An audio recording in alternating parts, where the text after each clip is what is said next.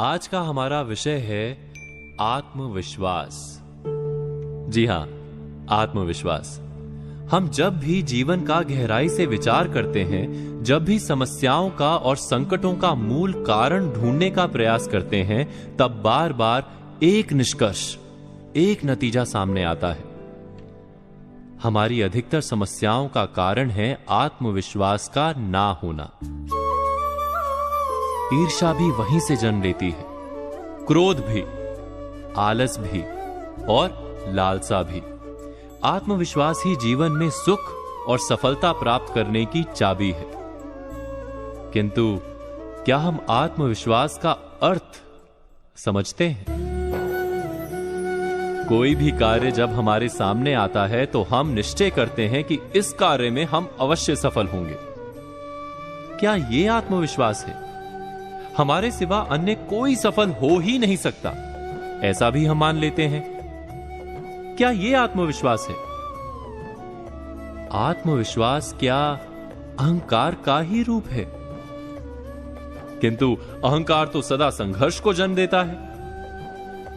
तो क्या आत्मविश्वास संघर्ष का कारण है?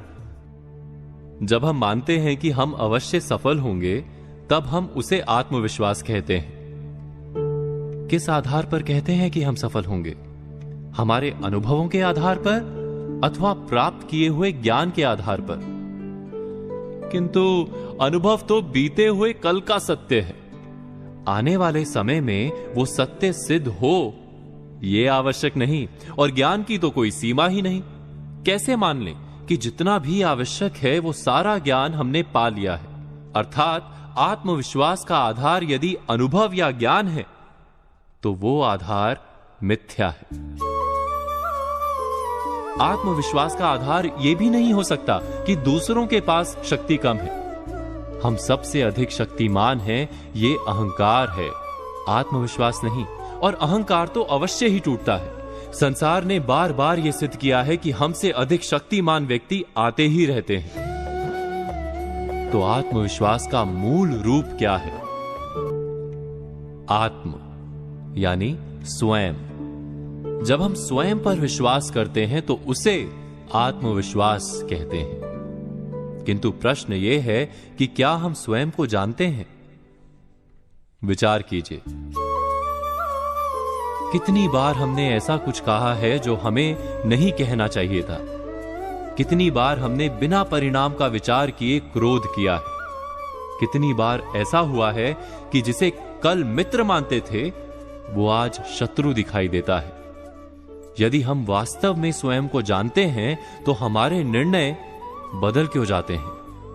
तो क्या है आत्मविश्वास? प्रतिदिन आईने में मुख देखते हैं, वो हमारा है। किंतु उस मुख के पीछे जो मन है, उसका हमें कोई परिचय नहीं। गहराई से विचार करेंगे तो तुरंत आप जान पाएंगे कि आप तो वास्तव में दूसरों की दी हुई धारणाओं का मेल मात्र ही हैं। हम सदा वैसे ही जीते हैं और वैसा ही सोचते हैं जैसा समाज ने हमें सिखाया है। हमें वास्तव में स्वयं के विचारों का परिचय ही नहीं। आत्म अर्थात स्वयं को हम जानते ही नहीं। यही कारण है कि हमारे पास अहंकार तो है, पर आत्मविश्वास नहीं। वास्तव में आत्मविश्वास और कुछ भी नहीं, स्वयं का अपने मन और अपनी बुद्धि से परिचय करने का नाम है। विचार अवश्य कीजिएगा।